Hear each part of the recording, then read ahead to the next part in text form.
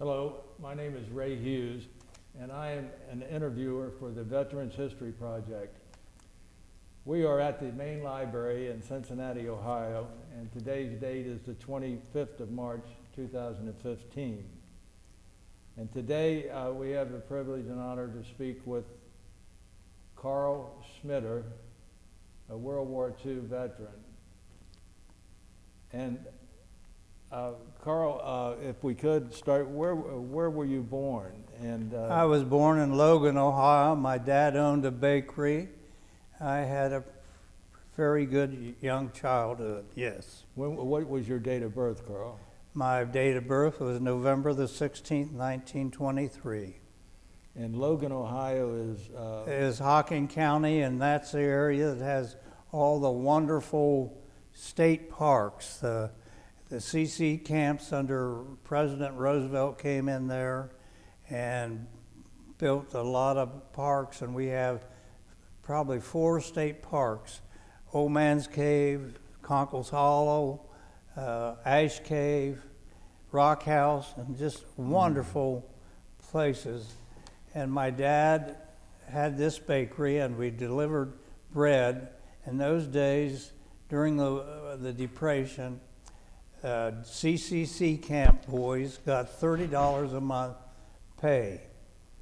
Well, they got to keep $9, and the rest was sent home to their parents to help their parents to get by, because in those days a lot of people in our town and all were earning $3 to $5 a week working part-time in shoe factories. There was very high rates of unemployment in the Depression. There was a lot of hobos riding the trains, coming around asking for food, and Roosevelt came in and started a lot of different programs. One was the NRA, National Recovery Act, and what that did was not allow anybody to work over 30 some hours a week, hoping to make more people have jobs. And they later declared that illegal. Then they had the CCC camps, the Civil Conservation Corps, where they planted a lot of trees, fixed parks, national parks, and state parks. Then he did PWA, which was the Public Works Administration, and the Public Works Administration built football stadiums and stuff like this to help improve the economy, built swimming pools even for people at that time, and he just tried to start programs where the government paid to workers to be busy, because the government had to furnish jobs since there were no other jobs available. In those days, you could buy a new car for a little over $500.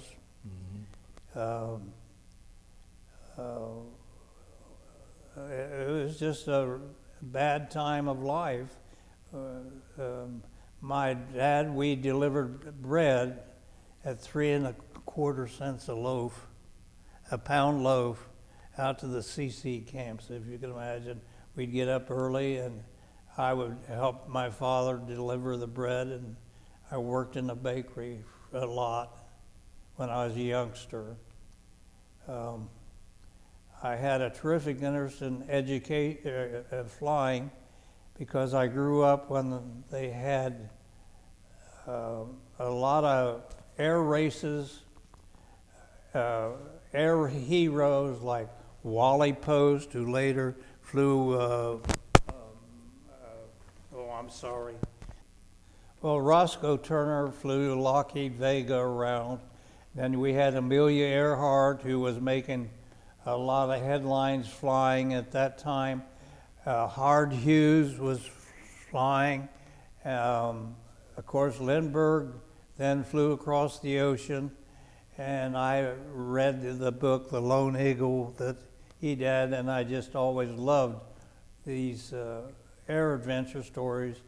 And of course, I had my first ride in a Waco, excuse me, a cabin airplane, a Waco, and a biplane, and it probably only cost, they'd land in farmers' fields, and they'd take you rides.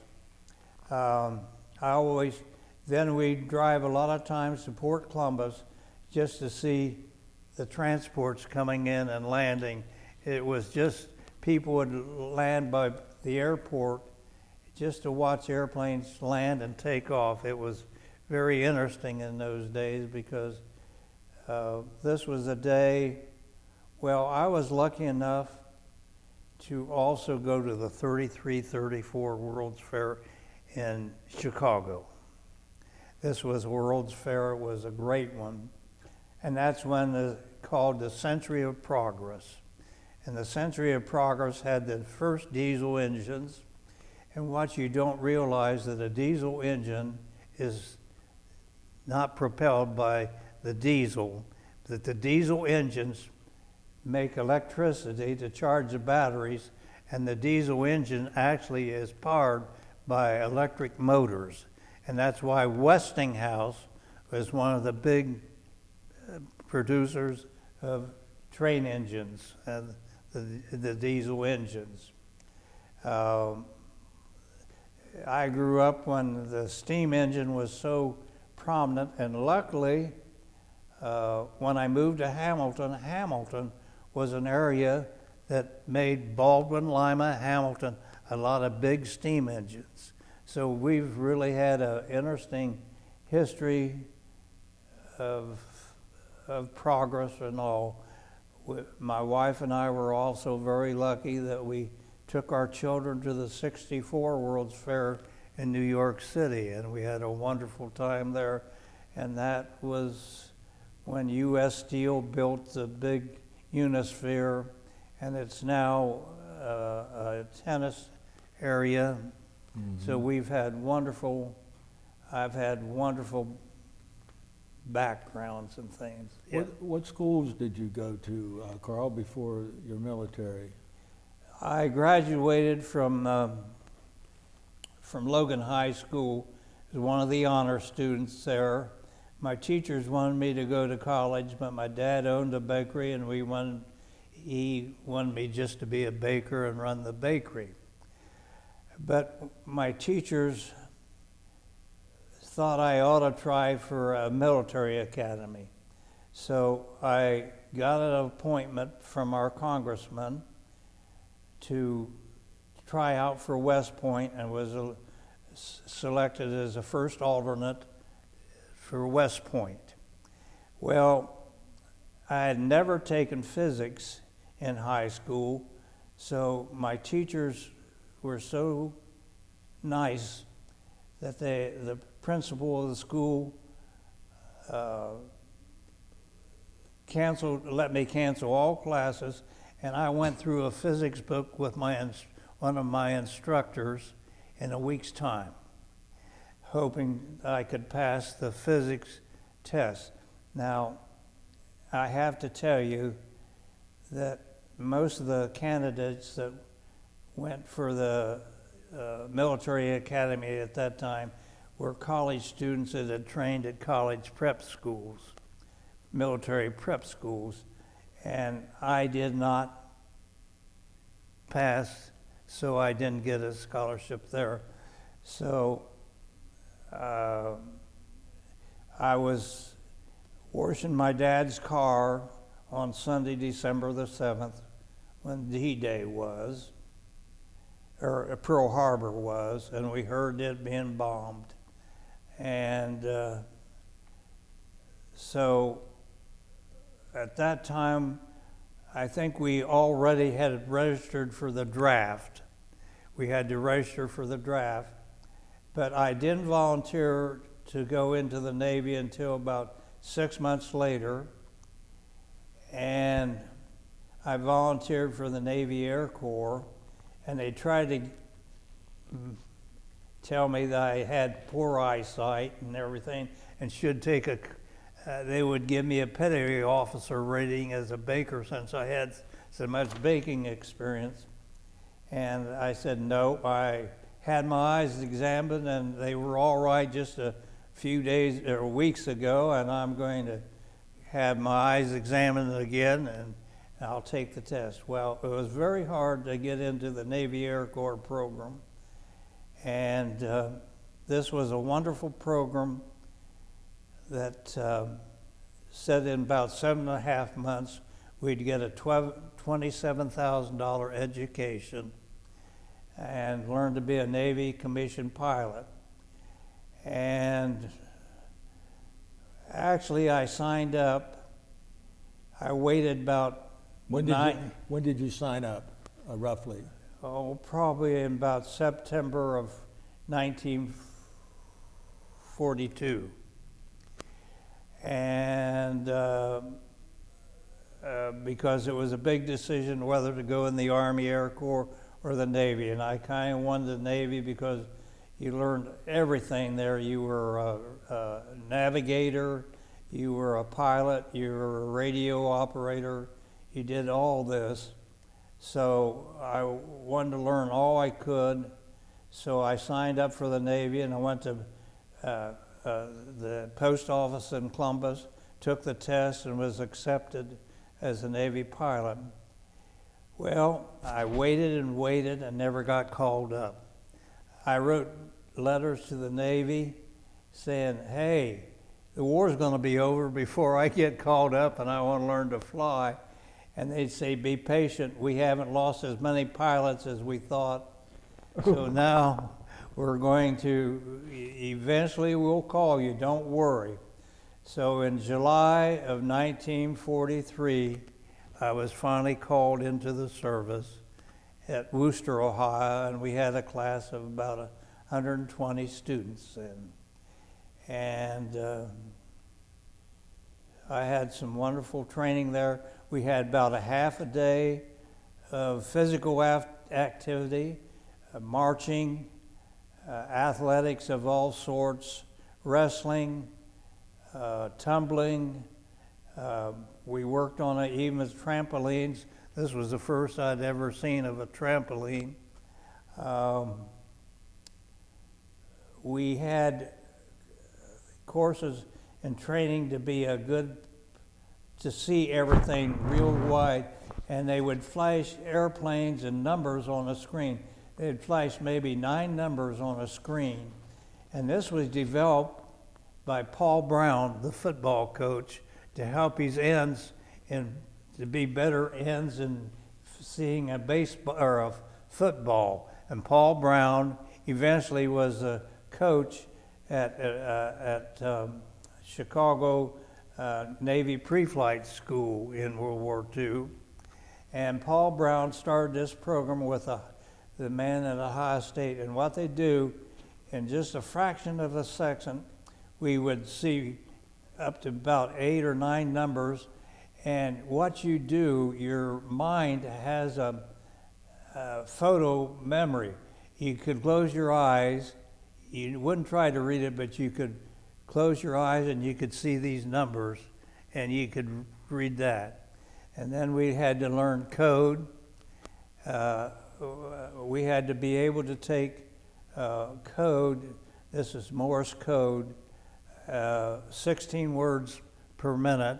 And what they would do, they'd have groups of 5 letters, and they would never be words because you could fill in words of 5. So there'd be 5 mixed letters, and this would come across.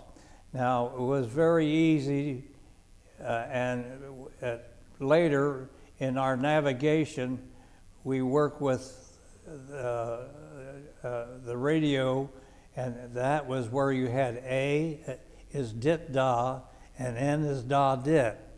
And that was sent out from the radio stations, and the radio beams in those days for navigation, where the two comes together, would be a solid sound.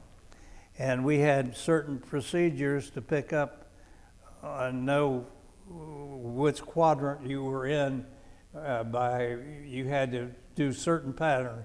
You would, if you tuned into a radio station, you'd take a certain heading, and if the signal disappeared, you know you were going away from it.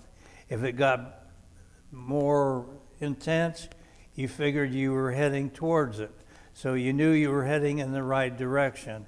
And you would try to fly the beam so you'd hear a solid hum, but maybe just hear dit-da or a da-dit. You were supposed to stay on the right side of the beam. So it depended. With the 4 navigation areas, you had that. And I've got books on all the navigation that we did. And later in Beeville, Texas, is where we did a lot of instrument approaches to landings, and we had to get an instrument rating to fly in bad weather.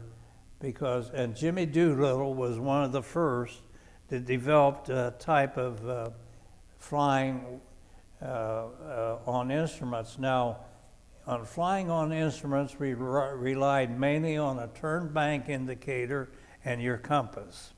And then we also had what we called a gyro compass. Now, a gyro compass is driven by air and goes at a certain thing, and what it does, and it maintains the gyro stays in a certain level, it won't turn. And you also had a gyro artificial horizon.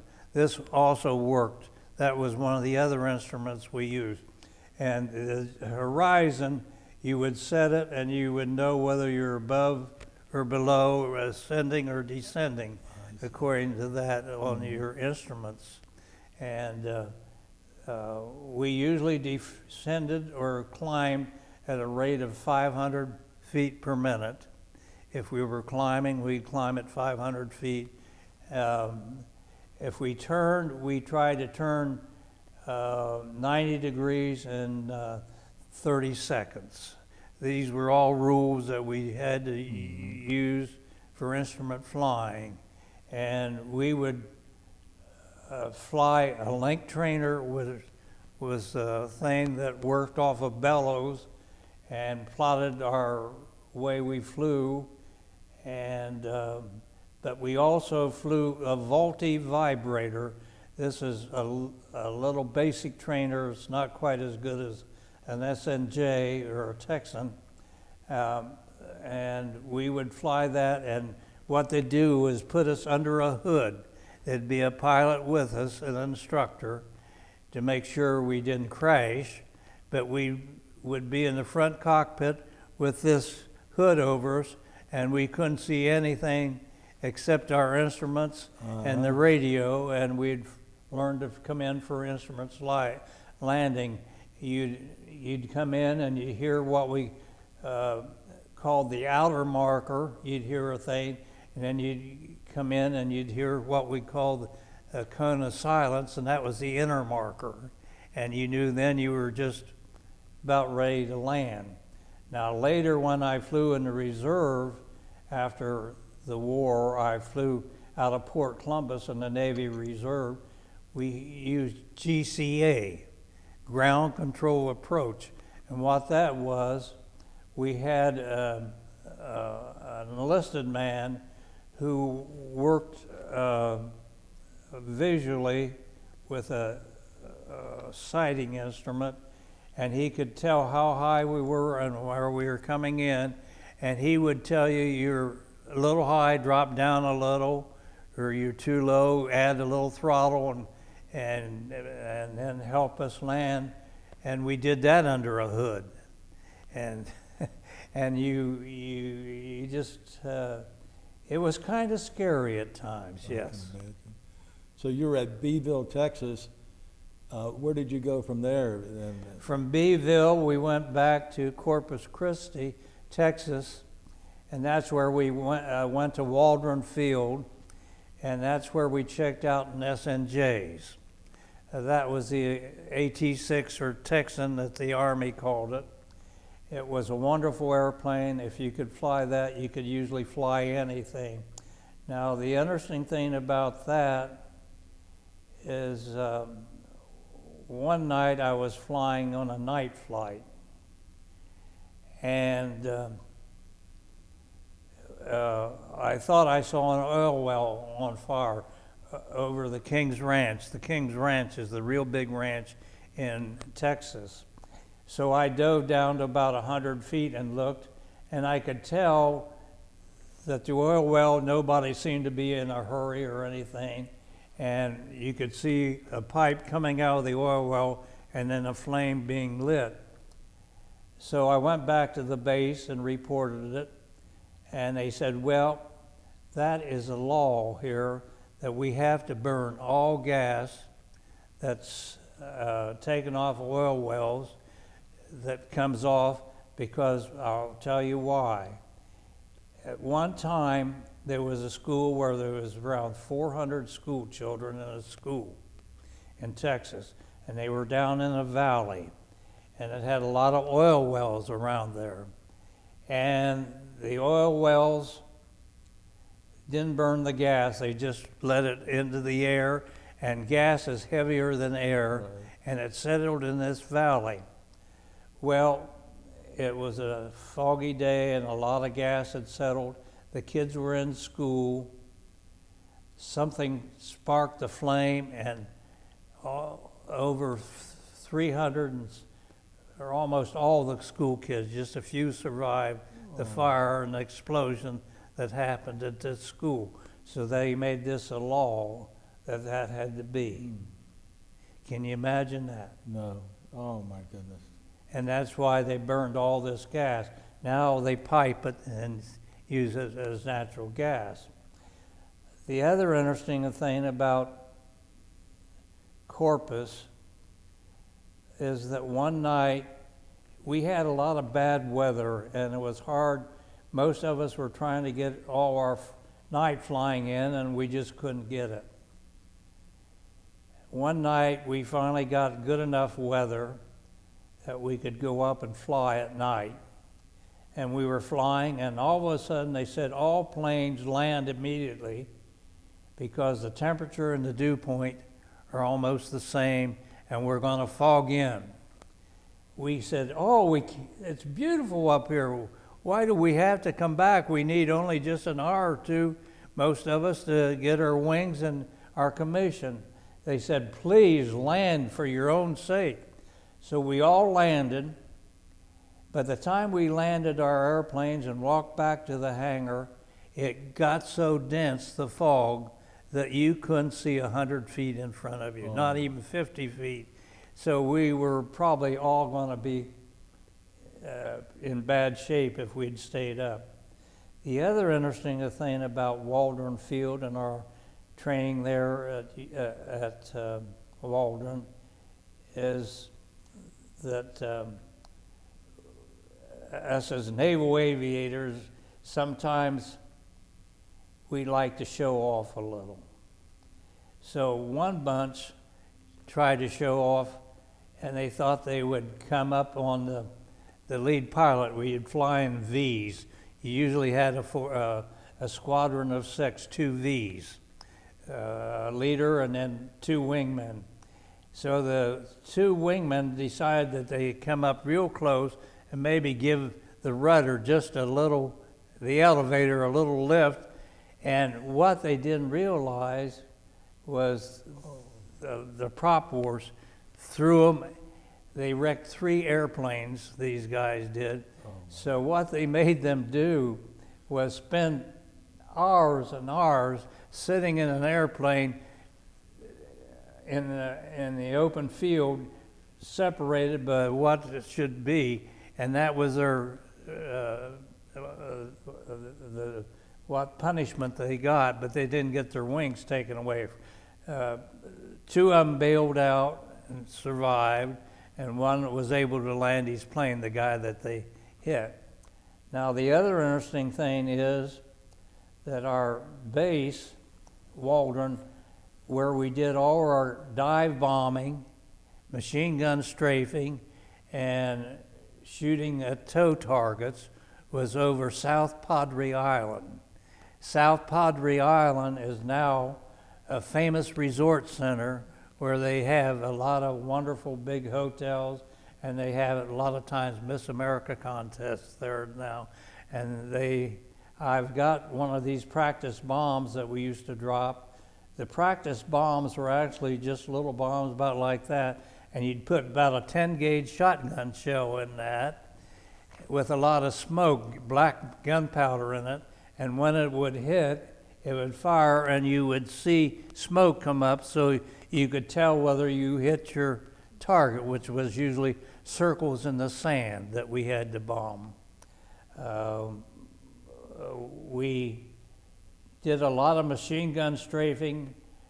We had certain procedures where you would be 500 feet above and then in front of a tow target, and then you made an S-turn, and you never got sucked in behind the tow target.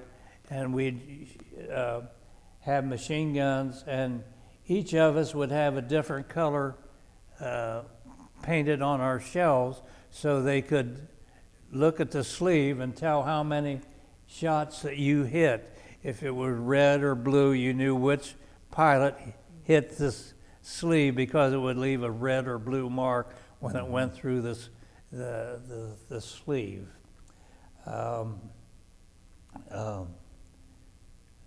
When I've got my commission there in March the 21st of 1945, that's when I got my Navy wings. Now I want to say that when I started at Worcester, I started with 6 boys in the class at Hoover Hall in my class, my room, where there's 6 of us. 4 of them had been in college, and I had had no college. I was the only guy of 6 that got my wings. Now the other interesting thing is that when I was in primary training in Olathe, Kansas, learning to fly the Stearmans, they hadn't lost near as many Navy pilots as they thought they was going to lose. So they came out with a order that said, if you decide to accept this offer, we will send you to Navy officers, line officers school, where you'll be a line officer rather than a flying officer. But if you stay in the program, which was the aviation cadet program, and you wash out, you will be sent to Great Lakes as an ordinary seaman. So they was trying to get rid of a lot of us cadets before they trained us any further, to see if we really were interested in trying to succeed. Right. So of course I wouldn't accept that, and went on to wing my wings, and I'm very proud of being a Navy pilot. So very few of us made it. I was very lucky when I went to Navy pre-flight school in St. Mary's, California. We had wonderful instructors, half a day of ground school and half a day of code, navigation. Even they'd get us up at night to look at stars, to do celestial navigation and all that. But my commander of my group of cadets was Gomer Jones. Gomer Jones was an All-American football player from Ohio State, and he was my officer in charge of our group. And he was a wonderful, very nice officer. He later coached under Bud Wilkinson at Oklahoma football team, and Bud Wilkinson had quite a record with football at Oklahoma.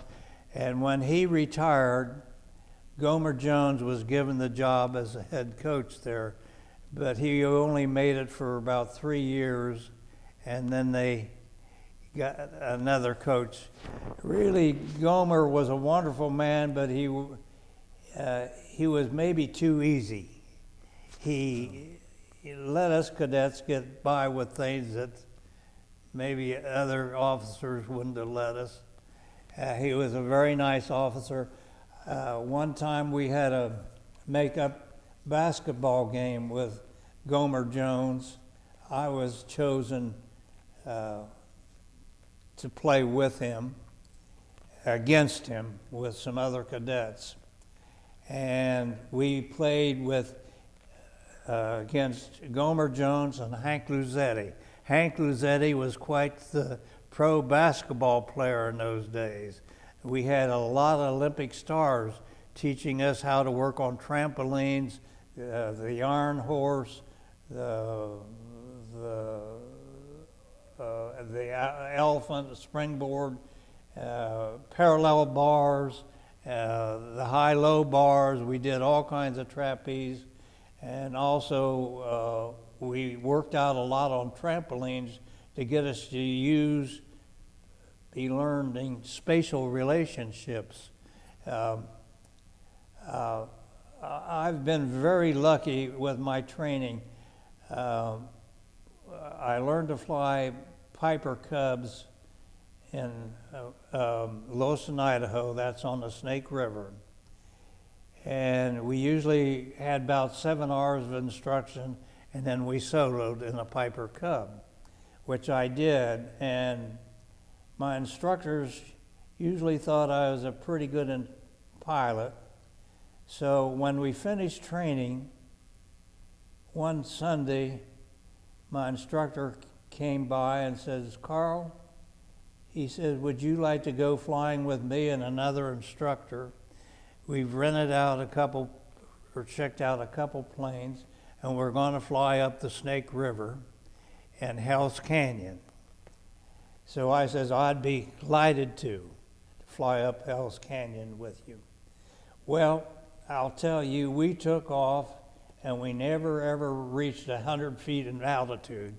We went up that Snake River below the Hell's Canyon all the time, chased elk, reindeer, moose, even a few bears, and we had a wonderful time. We had a low-wing Fairchild monoplane at that time, not the Piper Cub. Now, another interesting story about my flight training.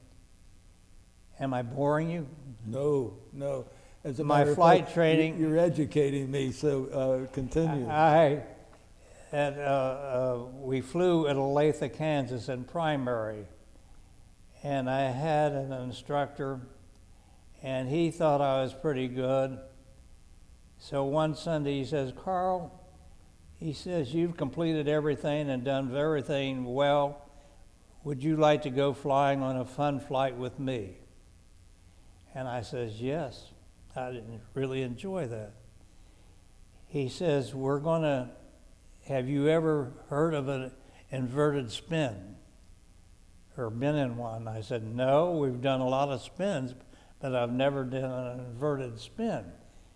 I says, "I don't even know what that is." He says, "Well, you know about doing a regular spin. That's where you stall an airplane and you go turning in towards the ground in a spin, and you are sent down into your seat a little more because you're turning into the thing." But he says, "This inverted spin," he says, "we're going to be in inverted flight. We're going to stall the airplane, and when we start spinning, instead of turning into the airplane, it's going to throw you out of the airplane." So he says, "Is your seatbelt fastened tight?" So I looked at my seatbelt and I said, "Yeah, it's tight." So he says, "Okay, here we're going into an inverted spin." So he says, "We're going to fly inverted for just a little bit, and then I'm going to stall it." So he stalled it, and we were about 6,000 or 7,000 feet. Well, we go inverted and stall and start spinning. Well, it starts throwing me. Well, I didn't have my seat belt real tight. So I flew up above my windscreen, and the wind came real fast over me. It took my helmet, my goggles, my Gosport, ripped it all off. I lost all that into the air because we were being thrown out of the airplane, and I was hanging by just my seat belt about 4 or 5 inches from my seat. So I came down and I said, well, I never expected that, but it was fun. He says, well, I thought you said your seatbelt was tight. I said, I thought it was. Oh, my God. So that was another interesting, but my instructors all kind of thought I did well. And in fact, at Corpus, as we finished our program, before we were commissioned officers, our instructors would ask us to go in combat with them. This was where we would start at maybe 10,000 feet. And you would be flying there, and then you'd try to attack your instructor and whip him if you could. Well, I whipped my instructor in flying, so he put me against other instructors, and luckily I even whipped 1 or 2 of those guys. But I'm kind of bragging there, but that was Lieutenant Stackhouse was my instructor there, and he says, you're one heck of a flyer. But what we'd do a lot of times was kind of funny. We'd play all kinds of tricks. We weren't supposed to dump flaps if we were over 150 miles an hour. Flaps were to slow you down. Right. But a lot of times, if you saw your instructor or somebody making an attack on you, you could dump your flaps and slow way down, and he would speed past you, and then you could get on his tail once he went past you, but raising your flaps and gunning it. And in those days, we flew by manifold pressure, and we had a variable speed prop. Variable speed prop, you would always take off in low pitch, you would, because it grabbed more air, like your car starts in low, but as you get to higher altitudes, you put it in high pitch, and you could vary this rate of the, normally we'd try to fly around 2,100 RPMs per minute, and about 29 milligrams of pressure. We never tried to go over 35 milligrams of pressure intake manifold pressure. That would tear the motor up. At one time, we were even using water injection to get a little more power out of our engines at that time. Another interesting thing is we were trained that we could fly. A lot of times we'd fly up to 15,000 feet without oxygen, but you start getting anoxia or lack of oxygen. So we were trained, and they would have big tanks where they'd put maybe 15 or 20 of us in and take us up to about 30,000 feet, and then have somebody take their oxygen mask off and see how fast they would pass out without oxygen at 30,000 feet. This was a pressure chamber, we called them. And then they'd say, we're going to put you in a dive and see who can take the most pressure because when you go in a dive, that increases the pressure on your ears and it starts hurting. So after a while, you didn't want to be the chicken that first said it's hurting too much. But once in a while, a guy would scream out, he says, I can't take this anymore, when we'd go in that deep dive and the pressure. Now, what you don't realize is that for every 1,000 feet you go up, it gets 3 degrees colder. Every 1,000 feet you go up, it gets 3 degrees colder. So think how cold it is when you're flying in a commercial airliner, and they have to have heat to heat the oil or the diesel fuel, or that oil would be like glue and you couldn't run the engines, the jet engines at that time. The other thing that you don't realize is that flying an airplane, as you gain altitude, air is much thinner. Now, a motor doesn't run very well if it's too rich. You know that from a gasoline engine on your lawnmower or something. You lean it out a little. So what we would do is we had a mixture gauge. And what we would do is we climbed to altitude, but as we climbed altitude, we'd pull back on leaning our engine. And when we got up to the altitude that we were supposed to fly, you'd lean that mixture back until you just heard it cough a little, where you're almost cutting too much gasoline to the motor. And when it started coughing, then you would increase it just a little bit, and that you would know was your maximum cruising range for that airplane at that throttle setting. And that's how we knew how to settle. One time,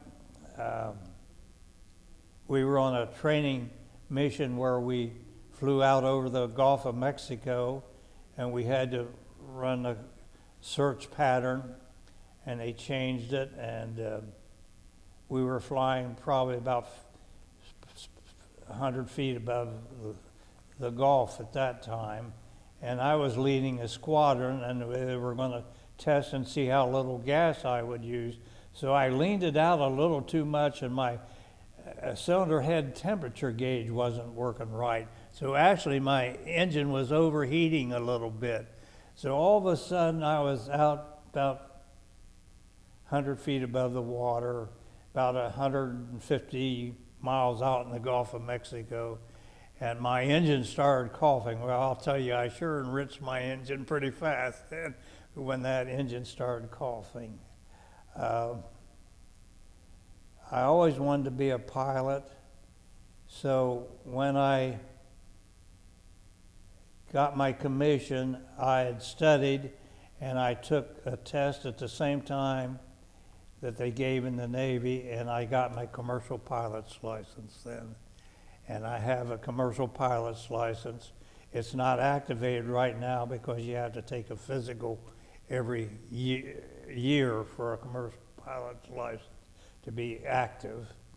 And I used to have my own airplane, a Beechcraft Bonanza, that I flew to Florida one time and New Orleans another time. And my reserve flying was great. After World War II, that's another interesting. When you graduated, though, at the Corpus Christi, Yeah, and got your wings, what did you do then? that's when they sent me to New Orleans to be a Navy flight instructor. And then I was sent to Ottumwa, Iowa after about 6 weeks of training to be a Navy flight instructor. I was sent to Ottumwa, Iowa, and I've got a very interesting story there. One of my students was a battalion commander of all the students. A smart boy, well-liked by everybody, and we got into C stage, which is aerobatics. And aerobatics is where you take them and do spin, slow rolls, snap rolls. What plane are you flying then? A Stearman, a bike plane. We do snap rolls, steer rolls, and all that stuff. So what you would do is take them up for an hour flight, and then they'd have maybe 2 hours flights, 2 single-hour flights to practice, and then you would check and see how well they learned what you were supposed to teach them. Well, I got into the plane after his 2 hours of flight after I'd instructed him, and I said, do a slow roll. He shook his head. He says, I can't make myself. Tried it and I got sick. I says, you got sick and scared and didn't practice? He says, yes. I says, you're going to get real sick again because I'm going to wrap you out and do all this aerobatics and show you, and we're going to make this flight incomplete. If I could make him sick before 20 minutes, we could cancel the flight and I could give him another flight. So I made him sick, and I said, I'm sending you to the doctor, Navy doctor, and he'll give you some air sick pills. So I made him sick, told him to go see the doctor. He went to see the doctor, got the pills, and then he was supposed to have another hour flight to practice. And so I got in the plane, and he says, those pills didn't help me. He says, I couldn't practice. I can't do a slow roll. And I thought, what can I do to help this young man so he won't wash out? Because he's a good officer material. Everybody likes him. He's well talented. So I had been taking vitamin pills. I was just newly married, and I was burned the candle maybe at both ends. So I went out to the airplane this next day with these vitamin pills. And he was already in the airplane to warm it up, and I says, open your mouth. He says, what for? I didn't say what for. I said, open your mouth. So he opened his mouth. I threw in this pill, and I said, swallow that. He says, what for? I says, I'll tell you on our way up to altitude. So I climb in the airplane, and I start talking. I says, when I was a cadet, I got airsick too. And I went to the Navy doctors, and they gave me pills, and they've never helped me a bit. So luckily, I had leave coming, and I went home, and I went to my family doctor, and my family doctor says, I got pills that'll really stop air sickness, and he gave me these pills. And he says, I happen to think that I still had some of these pills, and that's what I gave you. He says, you think they'll work? I says, I know they'll work. So we go and wrap him out, do all kinds of aerobatics. He says, those do work. I didn't feel bad. He says, I feel good. So this guy finished his training, and when I was in dental school at Ohio State, I used to get a Christmas card at Christmas from him. And so one Christmas... What a story. Yeah, this shows you the power of faith and believing in something. Yes. He believed in me, and that's what faith healing or something will do. Yeah. So in my practice, a lot of times I use placebos. People would be very nervous, and I say, here, I'd give them a sugar pill and tell them this will make you better and you won't worry and this. And a lot of times it worked because they believed in me, they had faith in me, and they believed what I said would happen. And so this is where faith healing and all comes in. Excuse me, I want to digress a little bit because you slipped something in there before. You said you were married. You haven't told me about that part yet. About how you met your wife, where you met her, and when you got married. Well, And her name. actually, and her name. my wife and I, we started dating in about the 9th grade. She was a drum majorette, and I was in the band, and then later played football. We were both in some of the same classes.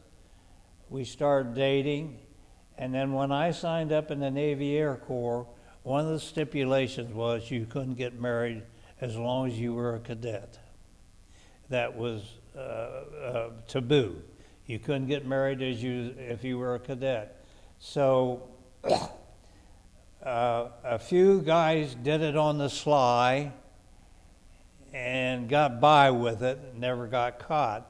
But I tried to live always an honorable code, and I told my wife we were engaged, that we would get married when I got my wings. I got my wings on the 21st of March of 45. I went home and we got married on the 25th of March, 1945. And what's your wife's name? Mary Alice, and we always called her Mac.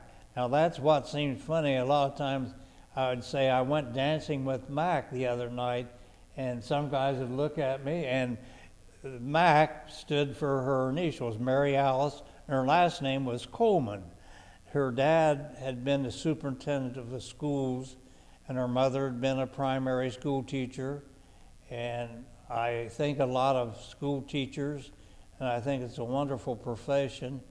And since I've retired from my dental profession, I've volunteered 16 years in the reading program, and I help kids read. I used to work 3 elementary schools, and now I'm just down to 1 elementary school helping 3 classes in reading and learning money and stuff like that. You want to take a break for a minute?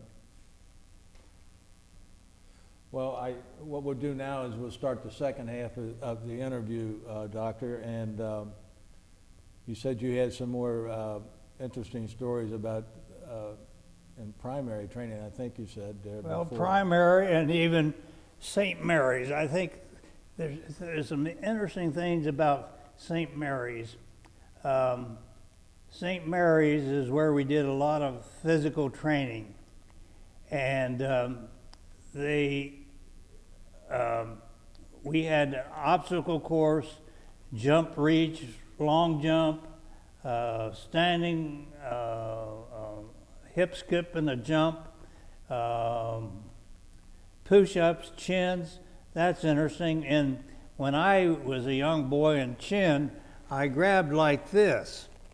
But the Navy taught us to chin like this because to climb over something or something, you have to do it this way rather than that way.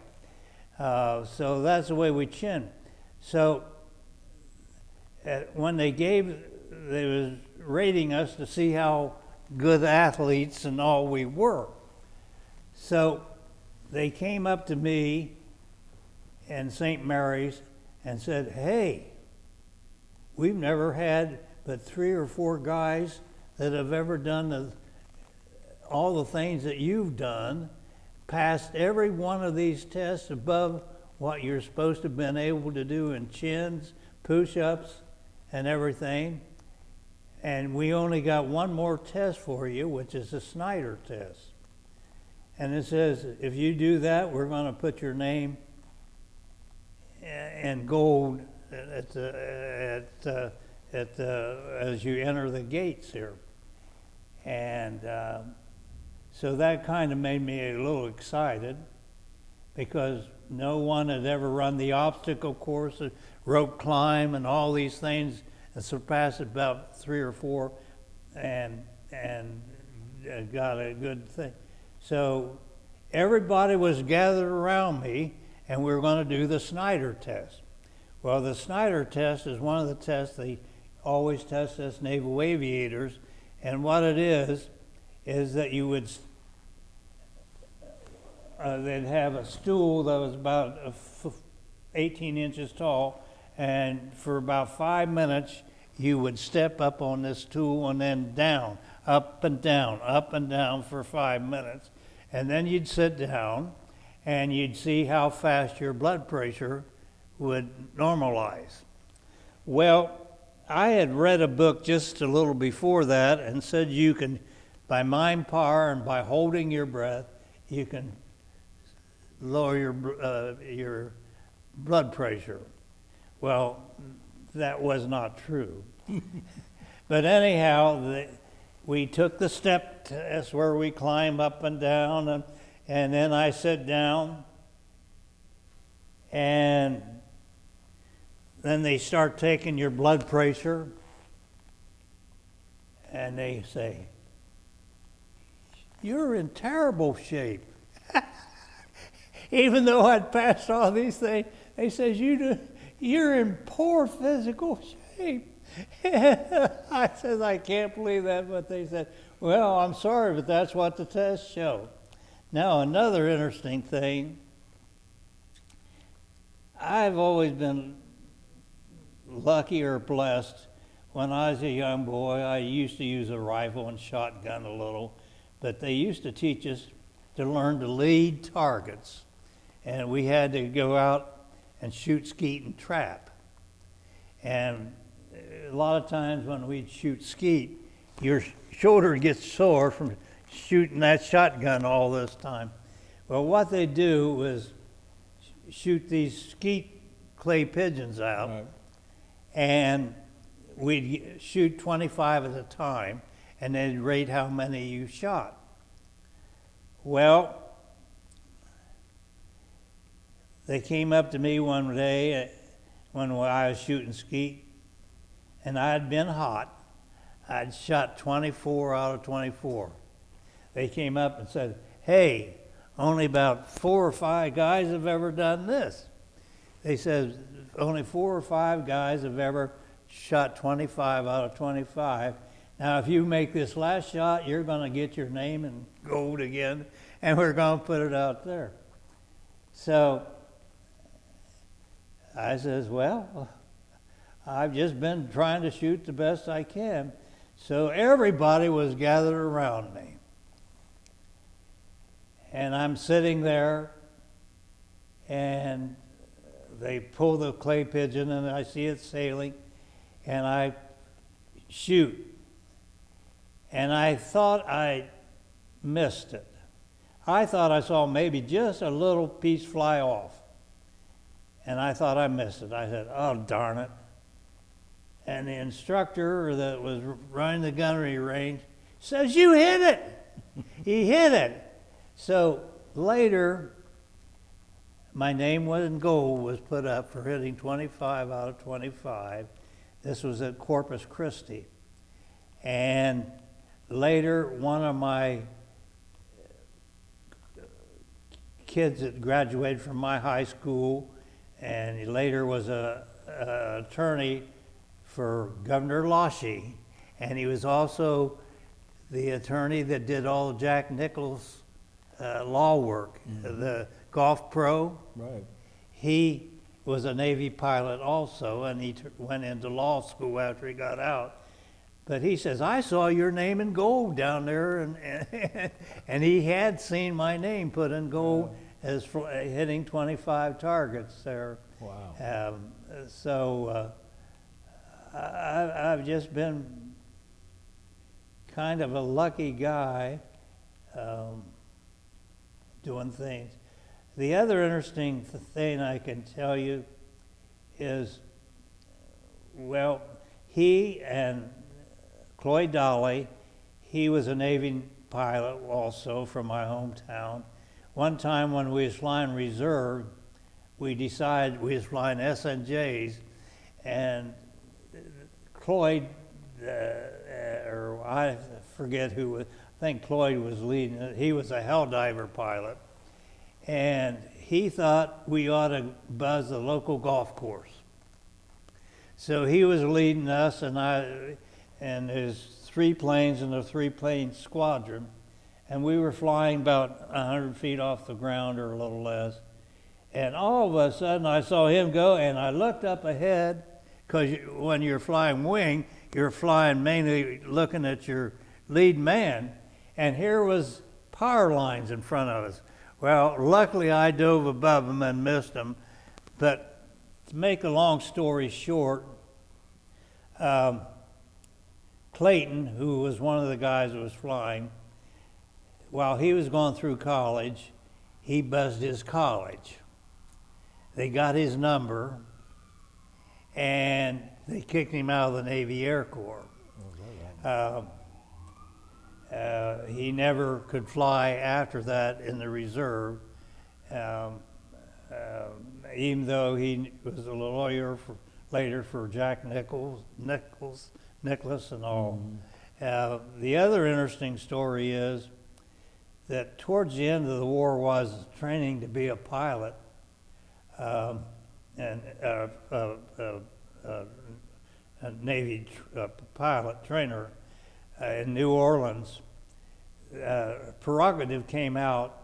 Our base was up close to Lake Pontchartrain, and we'd come along the Mississippi River and go along close to the Huey Long Bridge. And some of the guys on the way back would fly under the Huey Long Bridge. Well, this was near the end of the war, and they came out with a prerogative that anybody that flew under the Huey Long Bridge from now on is going to be taken off a flight status and be sent to Great Lakes to be a line officer, and no longer can be a flight officer. So we had a guy called Snuffy Smith. He was kind of cocky little guy. He says, "Oh, you know." So on the way back from our training thing, he dives down, goes under the Huey Long Bridge. By the time he landed his airplane and went to the ready room, they had orders for him to go to Great Lakes and took his flying thing away from him. Oh my goodness.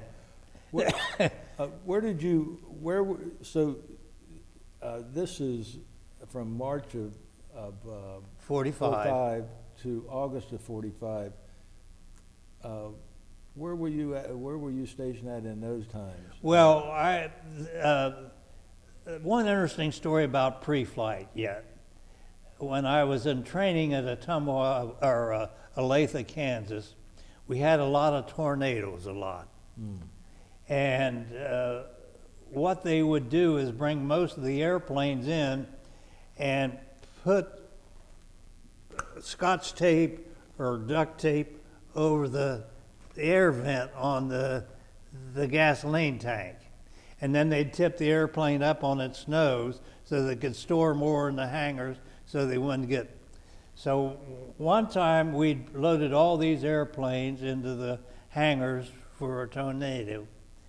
And after the tornado was over, we took the airplanes out, but a lot of the crew chiefs didn't take that tape off of the gas tank. So we were able, a lot of guys took off, and I took off, and that morning after, and lo and behold, I was in maybe the second flight, not the first flight, and all I saw was airplanes landing in farmers' fields. They were down and landed, emergency landing in farmers' fields. What had happened is that they had forgot the crew chief to take that vent stopper so air pressure couldn't get in to help feed the fuel line. And these planes had run out of fuel and landed in these farm fields. Oh my God. So there was hundreds of them, or 100 of them probably. Now another interesting thing, after I got my commission, when I was a flight instructor in Ottumwa, Iowa, I taught you about that one student. I actually had one student. I always said a prayer that I would never not teach my students well. I never wanted to have a student that got killed in a crash or something. But one time I had a student that froze on the controls coming in for a landing. And it was all I could do with both my arms and all my strength to pull that stick away from him and yell at him over the speaker, trying to get him to grow. And finally I did, and I tried to talk to him, and I thought maybe there's something with my teaching or something that's wrong. So I turned him over to another instructor and warned the instructor to watch out for this boy because he froze on the controls, and I never had another student do that. And the other instructor took him out, and he froze on this instructor, so we had to wash him out. The washout rate probably was better than 60% in World War II. Very few of us that started finished. Now, I was a flight instructor in Ottumwa, Iowa, until the war ended. Now, I was in New Orleans learning to be a flight instructor when VE Day was. Mm-hmm.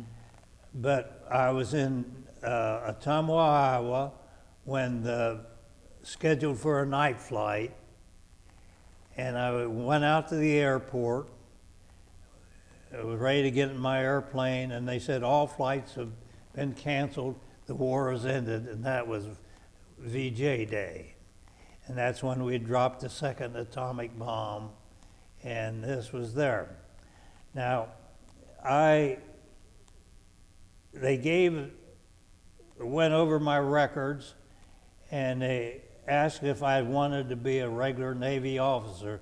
They was going to give me a full college education and make me a regular USN with full credentials officer, and I was accepted, and I took it and said I wanted to stay in. I went home, and my dad owned a bakery, and he says, "Son, I want you to take over the bakery." And I was the eldest son of an old German family and believed in tradition. He says, I just almost telling you, I want you to take over the bakery. So I told the Navy that I was going to resign my commission and get out. So this was... When were you discharged then? Huh? When were you discharged then? Well, I didn't get discharged until November or December of '45, and they sent me to wait. Well, that's an interesting story too. After the war ended, after VJ Day, all us pilots would be transported to different stations, and we would fly planes to Corpus Christi for storage. So they took us by train to Peru, Indiana. We got all the primary trainers there. And I was they always give me the hard job. I was a chase pilot of a group of about 6 planes. And if any plane went down, I was supposed to land and try to assist him and see that he was all right. And we were coming back from Peru, Indiana, and I don't think any of my friends ever went above 100 feet. They was chasing cattle, everything else on their way home because this was their last fun time, I guess. Right. And I ended up with less than 8 or 9 gallons of gas in my tank when I landed because I was chasing these guys, trying to round them up and see that they all got back all right. We flew these planes then from Ottumwa, Iowa, down to Corpus Christi, and they stored them. And then we'd come back, get more planes and fly them back. Usually what we'd do is fly from Ottumwa, Iowa to the Naval Air Station in Dallas, Texas, stay overnight in Dallas, and then make the final mileage to the Naval Air Station the second day. And I'll never forget, we landed in Dallas, and I was watching a group of Navy MATS, military air transport pilots, and these guys were the biggest gamblers, and I saw one guy bluff and lose $400 at one hand, and I thought, how crazy. Now, as aviation cadets, we got flight pay. A basic pay was usually $50 a month, but his flight pay was 50% more. So that brought our basic pay up to $75 a month while we were cadets.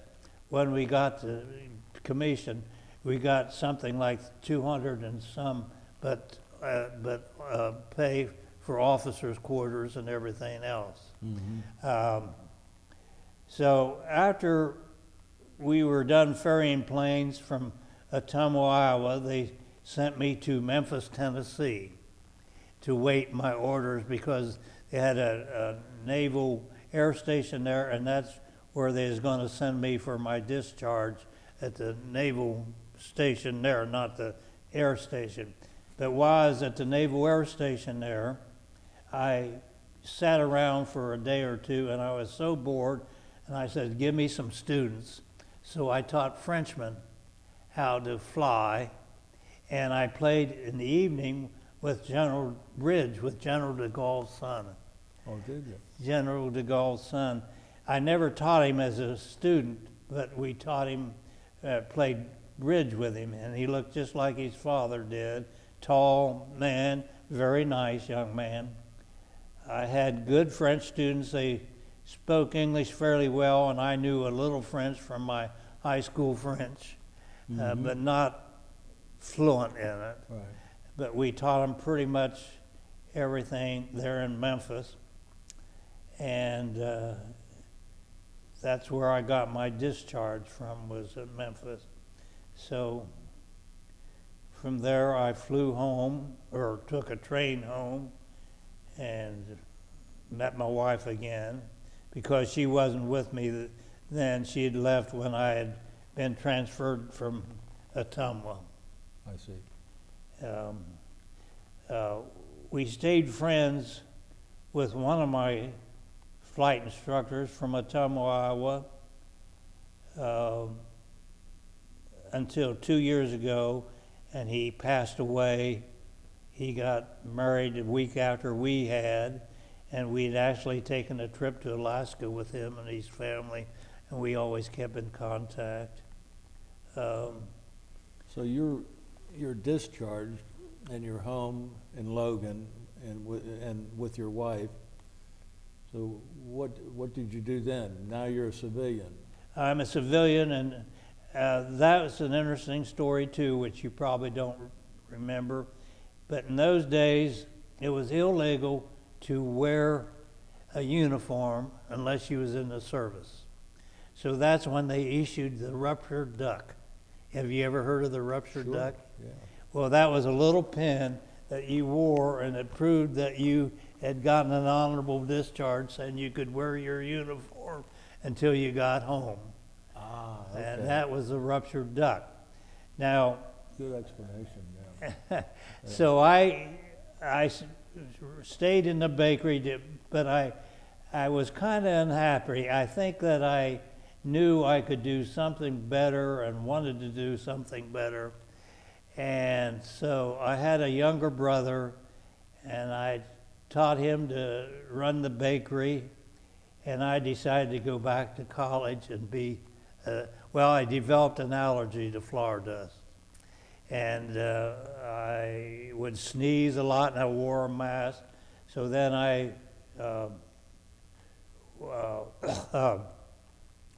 started college at Ohio State. Well, in about 1946, before I started college, the Navy Reserve came up and said, you were a Navy pilot, and we'd like to have you on active duty as a Naval Reserve pilot. So we're allowing you to fly out of Port Columbus. So we had a naval air station at Port Columbus, and we had a lot of SNJs. Eventually we got a PBY, and eventually they were checking me out in the Douglas not the dive bomber, but the A-1D Sky Raider, Oh, yeah. Douglas Sky Raider, which was used a lot in Korea. Right. But the Korean War came, and I was flying reserve, and they came out with an initiative that said that we could not be a Navy pilot unless we signed this thing that we would not ask for a deferment from us going back into the service. And we couldn't fly anymore if we didn't sign this thing. And I says, well, it was so hard to get into dental school because there was so many kids trying to get into dental school, about only 1 in 26 made it. And I was in dental school, and I couldn't get up a profession for my Navy career. So I said, I won't ask for I can't sign this because I asked for a deferment. So they said, you can't fly anymore. But while I was flying reserve, I would fly planes to Huntington, West Virginia, Ashland, Kentucky, Lexington, Kentucky, and let reservists fly these SNJs, and then would fly them back home to Port Columbus at the end of the day to let other Navy pilots get their flight time in. Then I also, just for the fun of it, was able to check out SNJ, and I flew up to Glenview Naval Air Station because I had relatives in Chicago, and I wanted to visit them, and I wanted to see what the Naval Air Station there at Glenview was. So I flew up and I met my relation and then flew home. And that's an interesting story about O'Hara Airport there. We flew over O'Hara Port. I don't know whether you know, but Butch O'Hara was quite a hero. Yes. And gave up his life. He dove into a aircraft carrier or something in World War II and gave up his life. But his story is very interesting. Butch O'Hara was the son of a real rich lawyer that had defended Al Capone. That's right. This guy, O'Hara, had a mansion in Chicago, one of the richest men, and Al Capone was, of course, so rich in those days, Al Capone and the bootleggers. And his son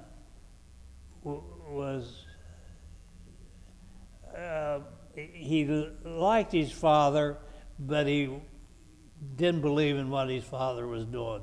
So he wanted to be a naval aviator. So he signed up and became a naval aviator. And during the Battle of Midway or something, that's where he lost his life, and that's why O'Hara Field was named after Butch O'Hara. Yes. He gave his life by diving into a sacrifice in his life. Yeah. So, So you got into dental school then? I was in dental school, and what was interesting is that one of my close friends, one of them was an Army pilot that flew C-47s over the Burma Hump, and the other was a B-17 pilot that flew 25 missions in Europe, and then later he was a flight instructor on B-17s at Lockburn Air Base in Columbus, Ohio, and he decided to go into dentistry too. So us three kind of palled together in dental school, and we worked on cadavers together and did a lot of things together. We were all married, Um, we just had a lot in common being pilots together. And when did you graduate with your, I graduated from dental school in 1955, and the wonderful thing that I can say afterwards is that I've had a wonderful practice. I've made so many wonderful friends. But about 16 years ago, one of my Navy classmates from Worcester decided it'd be wonderful to get us all together again. So he was able to get a roster of all us cadets, and Jim Houston, he washed out, never made a pilot, but he got all this together and got us started as the first reunion, and I started helping him. And then since then, my wife and I have done a lot of the reunions. Now, what has been so wonderful is that I've met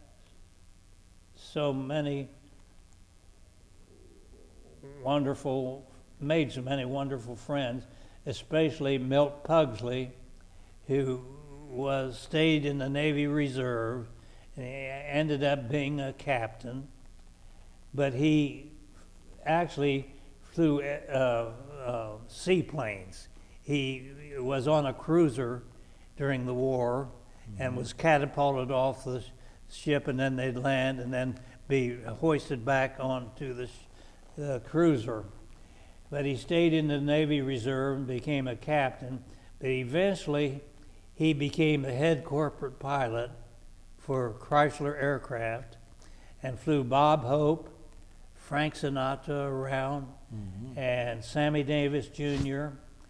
And he has such many wonderful stories of telling that one time he had landed his Grumman Gulfstream jet in Chicago. They had been in New York, but they had gone back to Chicago, and they had let him park next to a transport that was going to fly Bob Hope over to Europe for some kind of benefit. And Bob Hope had been tired before he'd done a performance in New York, and he said, "Milt, I'm going to climb in the back and go to sleep if you don't mind." And he says, "Wake me if you need me." So after a while, a group of mechanics and all came up to the Gulfstream jet and knocked on his door. And he says, "What do you want?" He says, "We heard that Bob Hope is on your plane, and we wondered if we could talk to him. We wanted to thank him we had seen some of his USO shows while we were overseas, and we wanted to thank him for his service and all his dedication." So he says, "Well, I'll see if Bob's awake."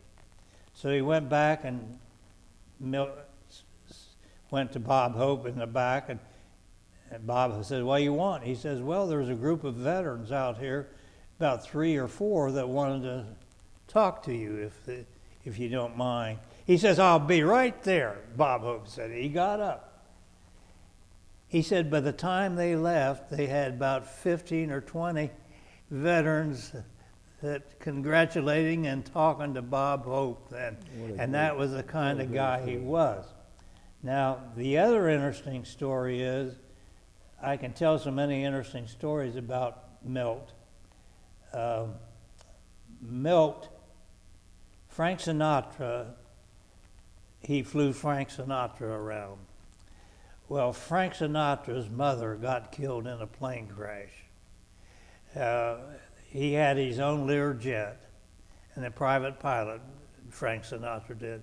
And the pilot took off from Los Angeles and flew into a mountain, killing himself and Frank Sinatra's mother. So Milt had been working on a ground avoidance system. And so he called up Frank Sinatra and said, "Frank, He says, I'd like to take you a ride in our Gulfstream jet and show you something we've just come up with. He said it would have saved your mother's life. Frank Sinatra said, I'd like to see it. So he climbed into the cockpit with Milt. So they took off, and they started flying the same route that Frank Sinatra's mother had gotten killed in. So all of a sudden they start hearing this warning bell, and it's a ground avoidance system that tell them they're too low and to pull up. So they did. And Frank says, oh, that's wonderful. I'd like to invest and help you get this thing off the ground. And Milt says, no, we've got enough money now. We don't need it, but I just wanted you to see it. And he says, Frank Sinatra thanked him very much for that. Yeah. He says, I'm wonderful. Now, another interesting story about Milt is that we had taken our Navy group to the Air and Space Museum at Dulles Airport in Washington, D.C. And me being one of the guys that does all the work, I had taken our whole group, the women and the men, up to a McDonald's, which was a restaurant on the second floor. We were going to eat. We'd seen some of the planes. And all of a sudden, I had noticed that we'd missed Milt, and he wasn't there. So I says, everybody stay here. I'll go down and find Milt, and then I'll bring him up to eat. So I go out. We were on the second floor, and I just start down the steps. And at the bottom of the steps, I see Milt. And I say, Milt, come on up here. I says, we're eating. He says, oh, Karl, I wished I'd had you with me. He says, I used to work with Neil Armstrong, and he's here today. I would have introduced you to Neil Armstrong. And I says, well, Milt, I says, I'm a pretty good talker. I says, you go on up and eat with the women. I think I can maybe find Neil Armstrong, and if so, I think I could talk my way into meeting him. So luckily, I asked a guard down there. Milt went on up and started eating with the women. And I asked guard, and he says, I think Neil Armstrong and another man went walking down this aisle. So I went walking down that aisle, and here I ran into Neil Armstrong. Well, he was very cordial. I says, I was a Navy pilot also, and you were a Navy pilot. I said, I wondered if I could just talk to you a minute, and if I could get a picture of you and me together. So luckily, I did get a picture of me and Neil Armstrong together. Wonderful. And of course, Neil Armstrong did teach aeronautics at UC. Right. But he was a very private person. Right. And didn't like interviews. Now, I didn't get his autograph. I never thought to do that. But I did get a picture of me and Neil Armstrong together at the Air and Space Museum. And he was very cordial, very nice. And my grandson later gave a talk with that picture on Neil Armstrong and me meeting Neil Armstrong at the Air and Space Museum. My son at that time went to Villa Hills Academy and gave a talk. Yeah, that's another part of the interview we'd like to get to. And incidentally, Neil Armstrong came to most of our galas. Yes. Yes. And he was yeah, I got pictures of him. Yeah, very cordial to everybody there, but he was very private, as you said. You mentioned your son. We haven't got to that part yet, and I'd like to know how many your children and their names. Well, I had two sons, and I guess because I loved flying so much and loved being a doctor and I said the patient relationship, I love my patients and my patients all seem to love me. Both my sons went into medicine.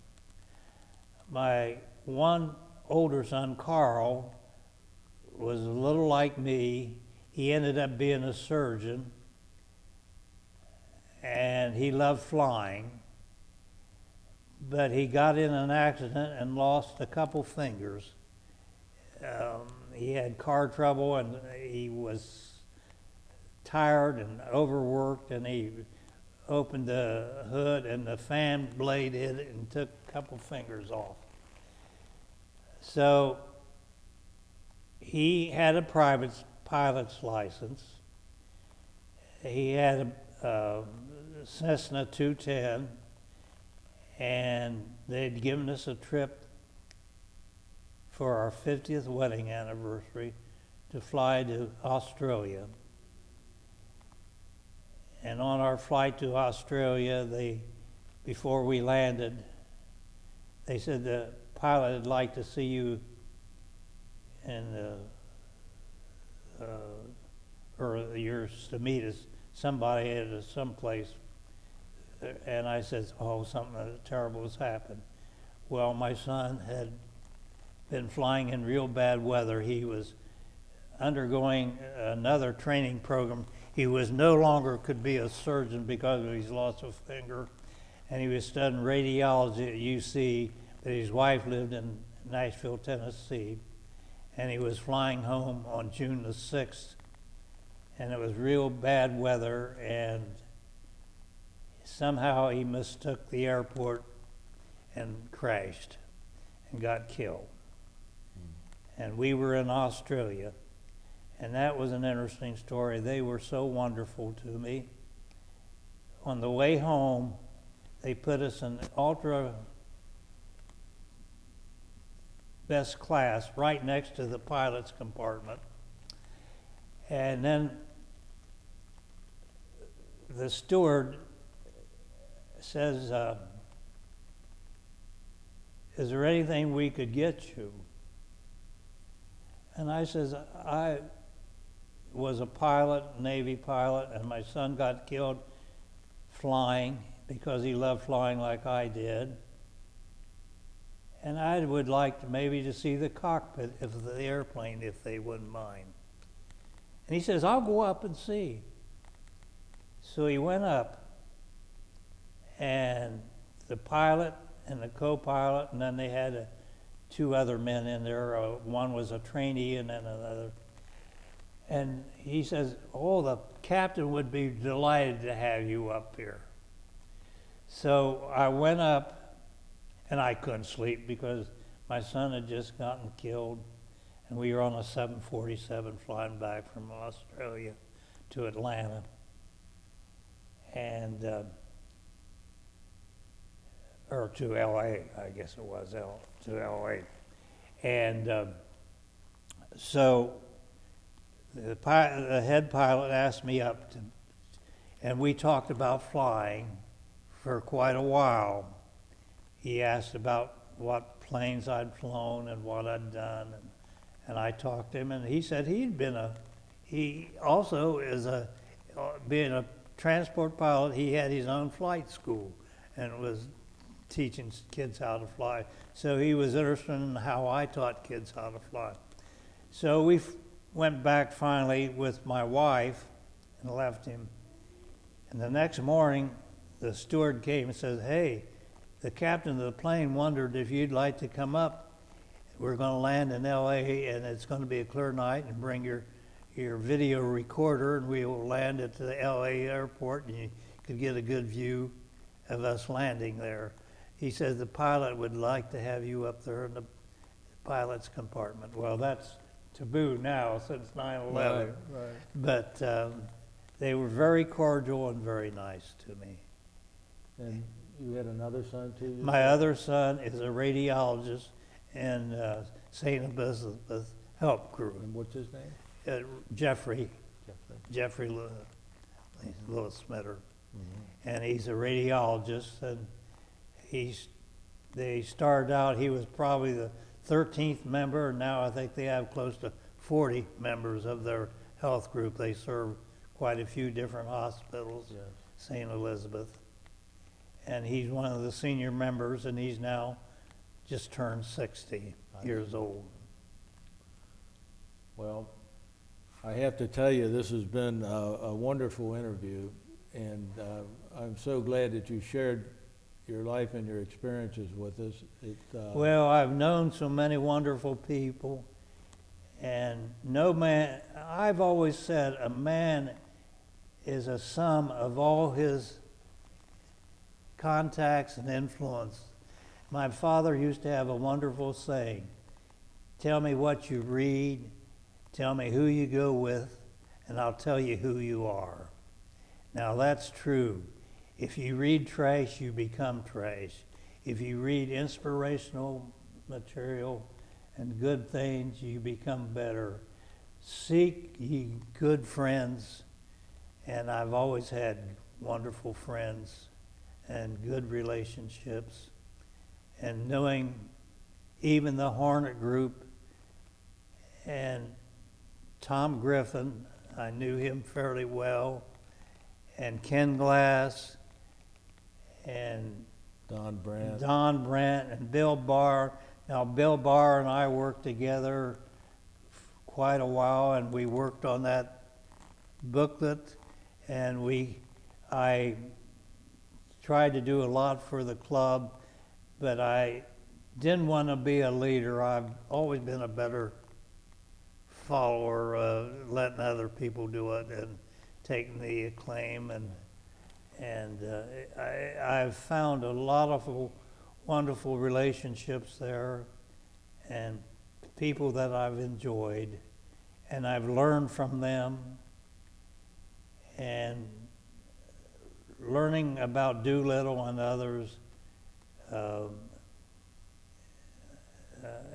and all my reading and research on history. I have so much on of flying and Amelia Earhart and Lindbergh and all those, and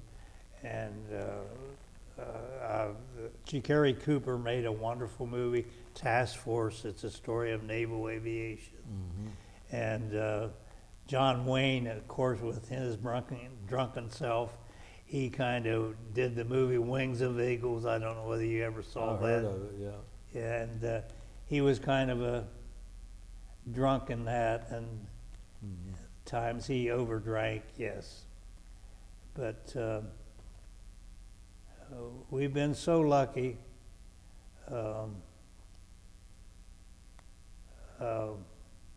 Actually,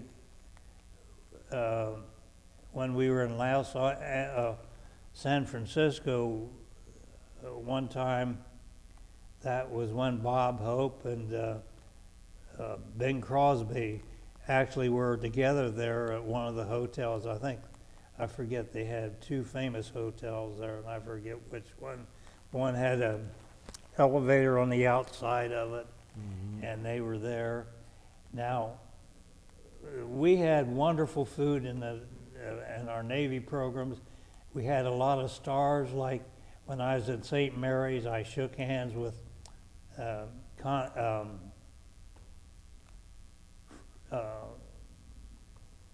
Francis Langford. No, I'm wrong. Another girl, Ann Baxter. And then I'll never forget, we had Dinah Shore there doing a program once, and she couldn't sing for laughing. She was singing a song, "Won't you please buy, won't you please try?" And she was trying to sell Liberty magazines for a nickel, but it sounds very suggestive, like, and she was doing this song, Dinah Shore was there. We had a lot of good entertainment in the Navy. We had always a lot of newsreels about how the war was going on. We had a lot of propaganda films trying to make us mad at the Japs and how bad they are. And I even kind of remember Tom Griffin telling the story where he was parachuted. Do you remember that story? Oh, yes.